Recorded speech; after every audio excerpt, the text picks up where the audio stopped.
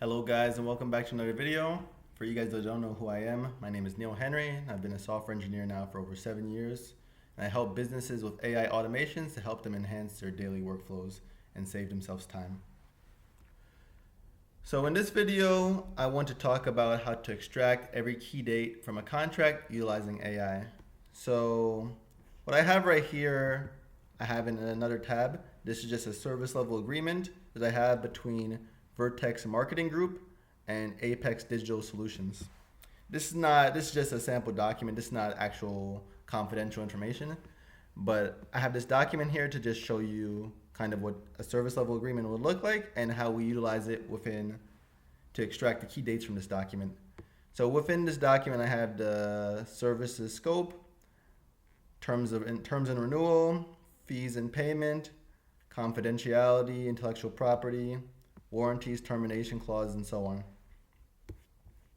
And what I'm going to do is essentially utilize the AI to read through that document, parse out all the different date deadlines from that document, because obviously when we're working with legal documents, we want to keep track of all the dates and not miss any of the key deadlines, as that could be very detrimental. So it's going to read through that document utilizing AI, parse it, read all the dates, and then output that to you as the attorney.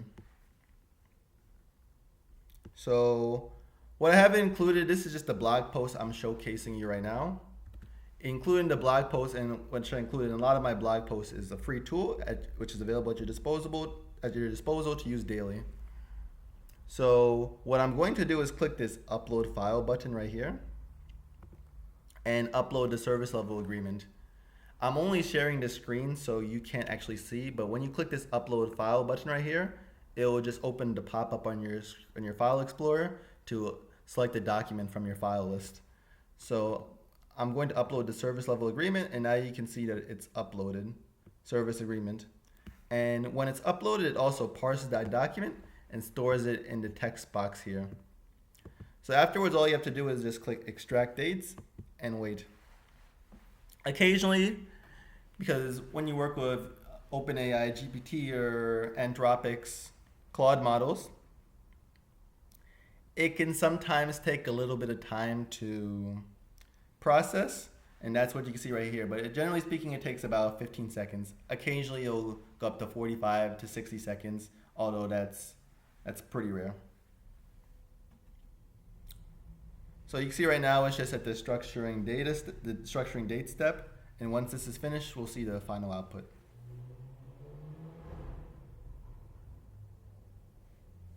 And as I said, here it says 20 to 40 seconds. That could even go up to 60 seconds occasionally. So it should be done, relatively speaking, soon. And when you see it loading, this is just part of the process. Sometimes when it's reading through the documents, it's trying to parse and really understand all the nuances. So that's why it takes some time to actually scan it. And when I break down the breakdown of exactly how the AI works, which I'll show you after, you'll kind of understand why. So what we can see right here is it read the service level agreement and it extracts all the different deadlines. And we have it marked high risk, medium risk, and low risk. It just kind of ranks the priority of deadlines, so that obviously many deadlines may be important, but it ranks the priorities just so that's that information is provided to you as well. And always a disclaimer, AI can sometimes have its hallucinations, and what you could do to improve this is use either better AI models with larger context windows. If you're using GPT-4o, there's more of a chance of hallucination than, say, the GPT-5 models, or similar with the Anthropic or whichever LLM you're using. It's better to use more recent models than older models. However, older models are also very good. It just depends on the use case. But as you can see right here, you can see the high risk, non-renewal notice deadline. It's going to give you pretty much the time frame. And then you can see the same thing for medium risk. It includes the dates and actual citation line. So those are all at your disposal. So we know that it's not just making things up. This is actually coming from the document. So this information is all included here, all the citations as well. And this is also why, for this specific use case, the AI takes a little bit longer to extract all the information.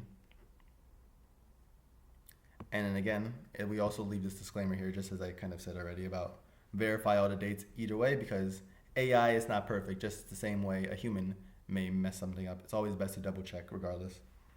So you could either do that by running the pipeline multiple times or having a human check over afterwards.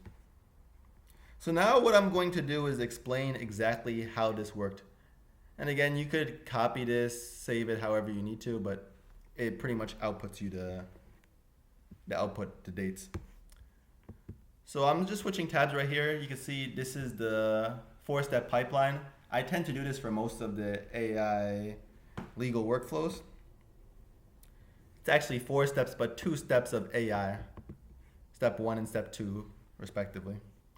So the first step is just to input your service level agreement or contract. That could be a PDF, a Word document, a text file, many other types of formats. But for this one, we're using these 3 in this specific tool, which I provide you guys. What it's going to do is it's going to read through this contract right here, this entire contract. It's going to parse that and then say that as text inside of the tool. That's what you saw here before. Afterwards, it's going to send its first call to the AI to extract the dates and all the time obligations. So in the blog post above, I'm going to show you exactly how we would prompt AI for step 1. So as a part of the AI, you always need to give it prompts, and that defines the scope of what we want for the specific AI task. So I'm just going to give a little overview. I always recommend this as the first sentence whenever you're doing an AI prompt. You are allowing the AI to impersonate a legal document analyst. So we're giving it its role, assigning its role. That's why we always say you are a legal document analyst. Afterwards, we give it the instructions. Read the contract below and extract every time-based obligation, deadline, and date reference that it contains. For each note, the exact type of deadline or date, any specific date mentioned, written out exactly as it appears, any relative timing, the relevant clause or sentence that appears in it. This is the quotation thing that I showed you below. And then the risk level. And then just some disclaimers such as be thorough, include effective and execution dates, different types of things that it can include. You can read the prompt below. As I said, I'm going to have this description in this blog and description of the video, so you guys can see that afterwards. But it's very important to feed the AI the right prompts so then it could do accurately the task that you give it. The same way if you had an employee or worker, you would delegate those tasks to them and give them the specific requirements that you're asking for. So the AI, it really does well when you're able to prompt it accordingly. If you don't, then it's more subject to variation. And that's why we need to be very specific about it. So afterwards, it's going to extract all the time-based obligations. And that is effectively step 1, which I showed you right here.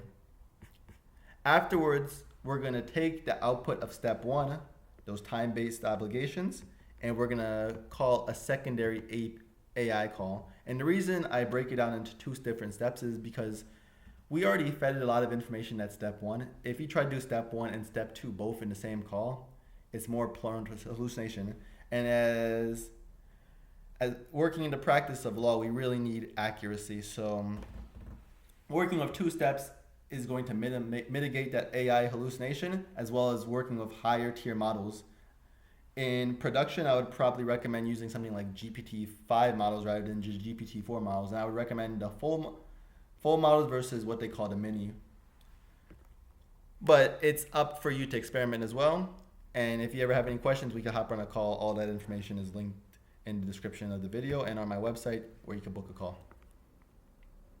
So as I said, we're going to take the time-based obligations and then pass that to a secondary AI call, which is going to actually structure the data of the time-based obligations from step 1 and structure and rank those in step 2 in what we call a JSON format.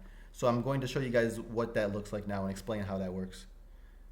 So this is what we call a JSON format. For you guys that don't know what that is, It's just a specific format which starts with these brackets. Those define the scope of what's within it, encapsulates what's within it. And each of these we would call, in I guess in programming terms, an object. So it's going to contain key value pairs.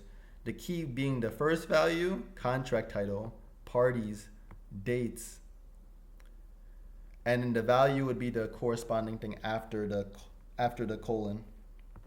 So contract title will have a value. Parties will have a list of values. This represents an array.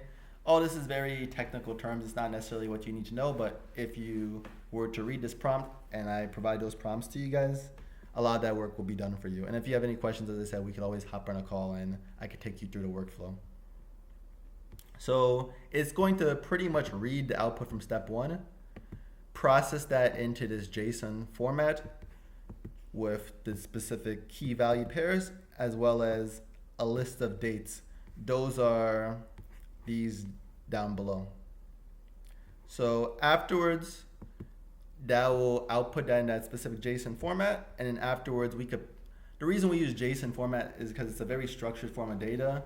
The first step utilizes a very unstructured form of data, but when we're working with these workflow automations, we want to structure the data, so then whatever tool we're using is actually able to read that data. If it's not structured, it's not going to be able to read it accurately. So that's why we structure using this JSON format. And this is just a very general format that you want to use in these AI style workflows.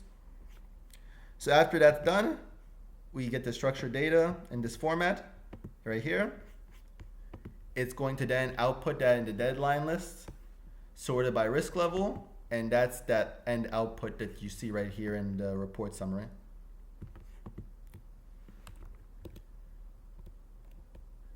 So that's pretty much it for the workflow. This one, as I said, it's very important to keep track of the deadlines for other case you may be working on, service level agreements, etc., contracts, etc. So I hope that this video helped you guys, helped enlighten you guys on how AI could be used within your practice. And again, if you have any questions, feel free to reach out to me. You can visit my website. We can hop on a call and go from there. I have some more services coming soon. I build different custom solutions if you're interested in your own custom solution for your practice. And I thank you guys for watching. Make sure to like the video, subscribe, and leave a comment down below, as it greatly supports my work. And I'll catch you guys in the next one. Thank you very much.